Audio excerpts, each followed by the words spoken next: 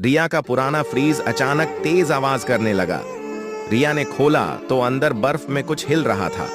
वह डायनासोर का अंडा था। तभी बिजली चली गई और अंडा फूटा और निकला बेबी डायनासोर। फिर पीछे से उसका पापा आ गया। रिया डरी नहीं। रिया ने मटके से मिर्ची का पाउडर लिया और डायनासोर के मुंह में मार दिया। फिर डायनासोर डर के मारे भाग गए। लेकिन रिया और बच्चा डायनासोर रोने लगते हैं क्योंकि फिर से लाइक सब्सक्राइब नहीं किया।